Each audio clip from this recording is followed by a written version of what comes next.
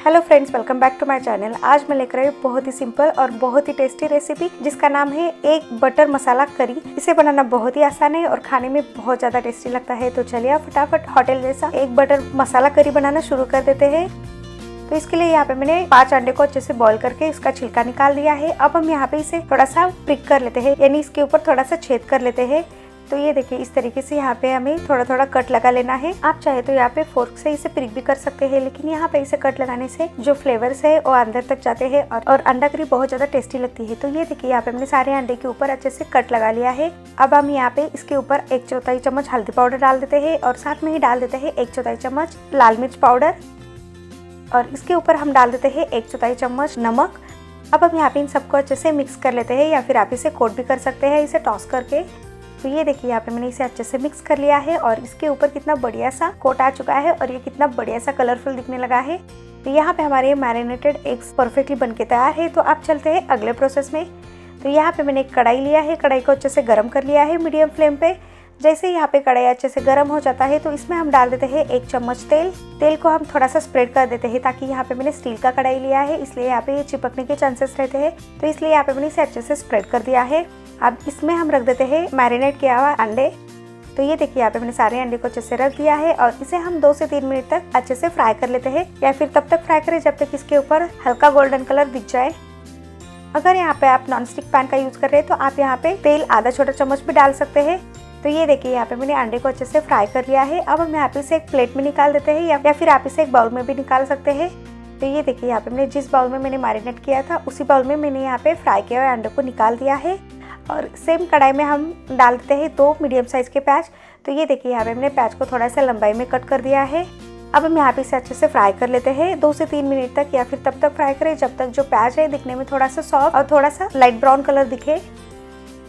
तो यहाँ पे हमें मीडियम फ्लेम रखना है और इसे लगातार चलाते हुए फ्राई कर लेना है।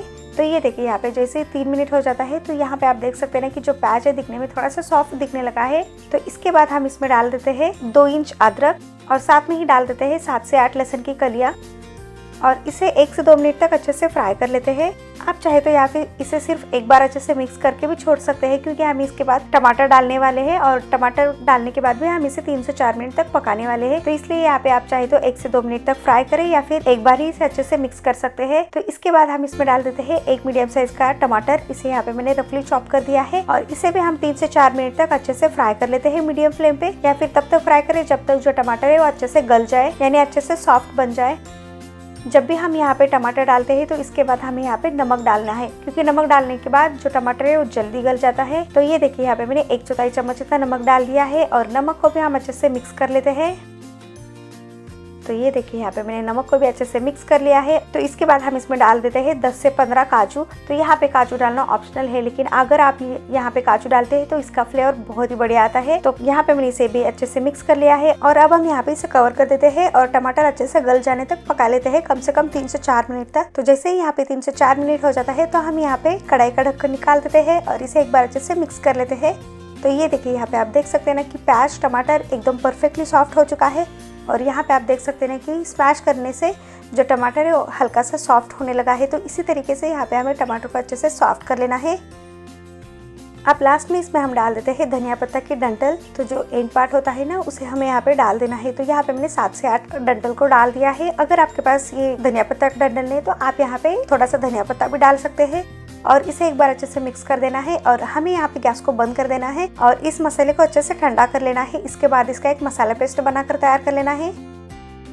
थोड़ी देर हो जाने के बाद यहाँ पे जो मसाला है वो पूरी तरीके से ठंडा हो चुका है। तो अब हम यहाँ पे इसे एक ब्लेंडिंग जार में डाल देते हैं और इसे अच्छे से स्मूथ पेस्ट बनाकर तैयार कर लेते हैं। तो हमें यहाँ पे इसे पीसते समय पानी डालने की जरूरत नहीं।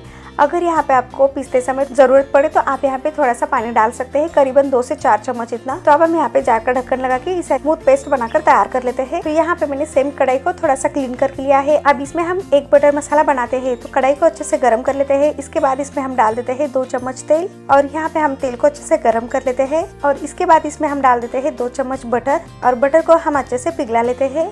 तो यहाँ पे बटर और तेल अच्छे से गर्म हो चुका है। तो इसके बाद हम इसमें डाल देते हैं 1 इंच दालचीनी का टुकड़ा, साथ में डाल देते हैं 2 से 3 तेज पत्ता, 3 से 4 हरी इलायची डाल देते हैं, 4 से 5 लौंग डाल देते हैं और इसके बाद हम इसमें डाल देते हैं 8 से 10 काली मिर्च अब इस सारे खड़े मसाले को अच्छे से फ्राई कर लेते हैं कुछ सेकंड तक, ताकि सारे खड़े मसाले का फ्लेवर तेल में अच्छे से उतर जाए।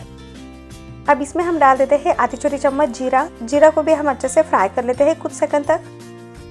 अब इस स्टेज पे हमें फ्लेम को लो कर देना है। अब इसके बाद हम इसमें डाल देते हैं सूखे मसाले। तो इसमें हम डाल देते हैं 2 चम्मच लाल मिर्च पाउडर। तो यहाँ पे मैंने कश्मीरी लाल मिर्च पाउडर का इस्तेमाल किया है, जो तीखा नहीं होता है, बस इससे कलर बहुत ही बढ़िया आता है। और इसी के साथ हम इसमें डाल देते हैं 1/4 चम्मच हल्दी पाउडर और इन दोनों को हम अच्छे से मिक्स कर लेते हैं। तो यहाँ पे आप देख सकते हैं कि तेल में डालने की वजह से इसका कलर कितना बढ़िया दिखने लगा है। अब इसके बाद हम इसमें डाल देते हैं मसाला पेस्ट, जो अभी हमने प्याज, टमाटर, अदरक, लहसुन का बनाकर रख दिया था। तो यहाँ पे हमें इसे पूरा डाल देना है और इस मसाले को हम अच्छे से मिक्स कर लेते हैं। और यहाँ पे जो मिक्सिंग जार है, इसमें हम 1/4 चम्मच इतना पानी डाल देते हैं और इसे अच्छे से मिक्स कर लेते हैं। और ये पानी हम मसाले में डाल देते हैं ताकि जो मसाला पेस्ट हो वो वेस्ट ना हो जाए। अब हम यहाँ पे इन सबको अच्छे से मिक्स कर लेते हैं और इसे हमें 4 से 5 मिनट तक अच्छे से मीडियम फ्लेम पे पका लेना है, या फिर तब तक पकाए जब तक जो पानी अभी हमने डाला है वो पूरा पानी खत्म हो जाए और जो मसाला है वो अच्छे से पक जाए। तो हम यहाँ पे इसे कवर करके पका लेते हैं और हमें यहाँ पे इसे बीच बीच में चलाते रहना है, नहीं तो ये नीचे से जल सकता है। तो ये देखिए यहाँ पे जैसे ही 7 से 8 मिनट हो जाता है, तो यहाँ पे मैंने पैन का ढक्कन निकाल दिया है और इसे एक बार अच्छे से मिक्स कर लेते हैं। तो ये देखिए यहाँ पे आप देख सकते हैं ना कि जो पूरा पानी है पूरी तरीके से खत्म हो चुका है और यहाँ पे जो मसाला पेस्ट है वो पूरी तरीके से परफेक्टली दिखने लगा है और परफेक्टली पक चुका है। तो इसी तरीके से ही हमें यहाँ पे इसे पका लेना है। आप चाहे तो इसे फिर से 2 मिनट तक अच्छे से पका सकते हैं।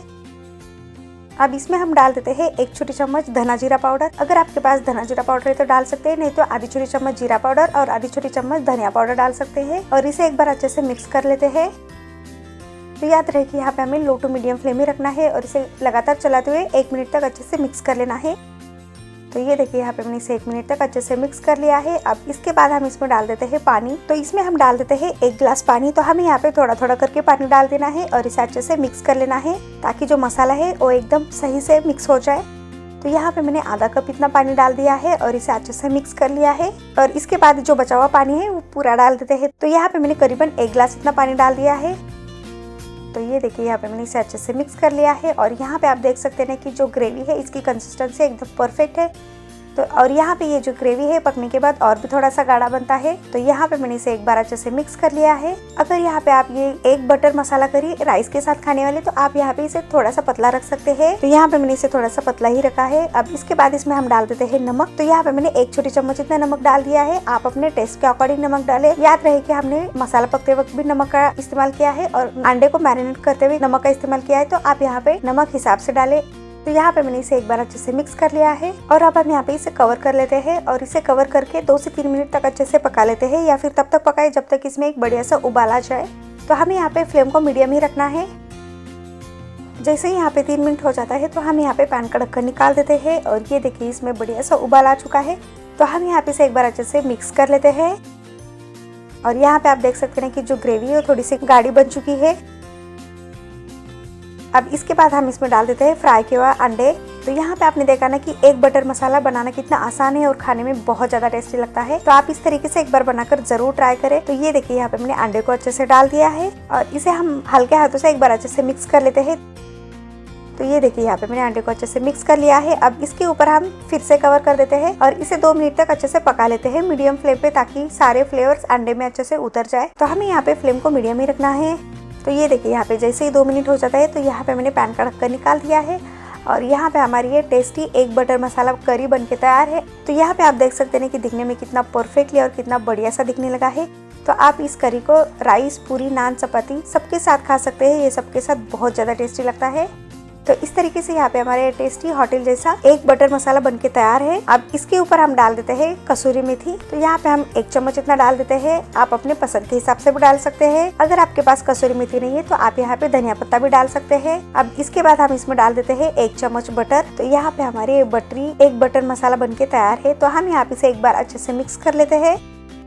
तो यहाँ पे आपने देखा ना कि इसे बनाना कितना आसान है। बस यहाँ पे सबसे पहले हमें यहाँ पे प्याज टमाटर का मसाला बनाकर तैयार कर लेना है। उसके बाद यहाँ पे हम अंडे को अच्छे से मैरिनेट करके उसे फ्राई कर लेते हैं और तेल में मसाले डालने के बाद इसे हल्के हाथों से मिक्स कर लेते हैं और उसके बाद आपको जितनी कंसिस्टेंसी चाहिए आप उस अकॉर्डिंग पानी ऐड कर सकते हैं और अंडे डाल के इसे एक बार अच्छे से मिक्स कर लेना है। तो इस तरीके से यहाँ पे हमारी एक बटर मसाला बनके तैयार हो जाता है। तो यहाँ पे मैंने कसूरी मेथी और बटर डालने के बाद इसे फिर से कवर करके 1 मिनट तक अच्छे से पका लिया है, ताकि कसूरी मेथी और बटर का फ्लेवर बहुत ही बढ़िया अंडे में उतर जाए और टेस्टी लगे। तो जैसे ही यहाँ पे 1 मिनट हो जाता है तो हम यहाँ पे पैन का ढक्कन निकाल देते हैं और इसे हल्के हाथों से एक बार अच्छे से मिक्स कर लेते हैं। तो इस तरीके से यहाँ पे हमारे एक बटर मसाला बनके तैयार है। तो हम यहाँ पे गैस को बंद कर देते हैं और इसे ले चलते हैं सर्व करने के प्रोसेस में।